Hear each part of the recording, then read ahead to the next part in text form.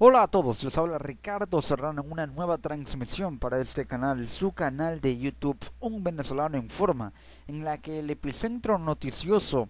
se ubica ahora en China, porque el gobierno de este país refuerza y sigue reforzando su control sobre los medios digitales. El gobierno chino considerará a los editores de cibersitios de noticias responsables últimos del contenido que publican, después de que varios de ellos difundiesen este año material considerado embarazoso para el presidente del país, Xi Jinping. Lo informa la agencia de noticias AP de Associated Press, replicado por el portal del diario estadounidense El Nuevo Herald de Miami, porque desde Beijing el gobierno chino considerará a los editores de cibersitios de noticias los responsables del contenido que publican, al considerar esos contenidos como embarazosos para el presidente chino Xi Jinping. Medios estatales informaron el jueves 19 de agosto del año 2016 de las nuevas leyes que señalan a los editores como principales responsables, alegando que las páginas web de noticias deben monitorear su contenido las 24 horas del día para garantizar una orientación correcta, exactitud en los hechos y fuentes apropiadas, según reza el artículo principal de esta nueva ley, de este conjunto de leyes emanadas del gobierno chino. La promulgación de las nuevas leyes coincide con el aumento del control que ejerce Xi Jinping, el presidente de China, sobre los medios chinos y el ciberespacio del país. Tencent, uno de los cibersitios más populares de China, despidió a su editor en jefe tras un titular publicado en julio de este año que decía por error que Xi había ofrecido un furioso, en lugar de importante, discurso en la celebración del aniversario del Partido Comunista de China. En marzo, una web llamada Wuyi publicó, al parecer sin darse cuenta, una carta en la que se pedía la renuncia del presidente chino Xi Jinping. Claramente se evidencia que el control del gobierno chino, con base en las líneas y directrices políticas del Partido Comunista, arrecian más la política estatizadora y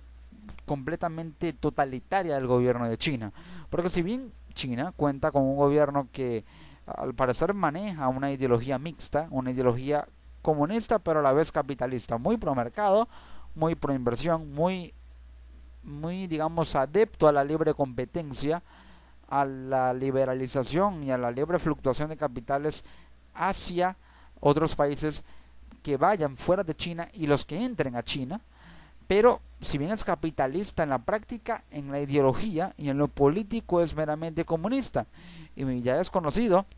a lo largo de la historia que el comunismo, el socialismo, llámese como se le llame, es muy, pero muy, digamos, de alguna manera propenso a aversar ideas contrarias a su ideología, a aversar todo tipo de disidencia y cualquier foco de disidencia que se cierne sobre un estado de ideología comunista o socialista tiende de alguna manera a reforzar el control estatal a través de la estatización sobre ese foco de disidencia, y lo hace controlando el sistema comunicativo. Y si controlas un sistema político de manera totalitaria, puedes controlar a los medios de comunicación que pueden afectar y generar un foco de tensión intrasocietal sobre ese sistema político partiendo del sistema comunicativo. Entonces, partiendo de este supuesto teórico que pregonaba y también ideaba David Easton en su momento, a través de su teoría sistémica de los sistemas políticos o su teoría sistémica de la política, el gobierno de China está de alguna manera coartando al mismo sistema político del cual hace parte, al coartar al sistema comunicativo, porque si controlas los medios y puedes controlar toda disidencia que se centre sobre un estado que ha actuado de manera totalitaria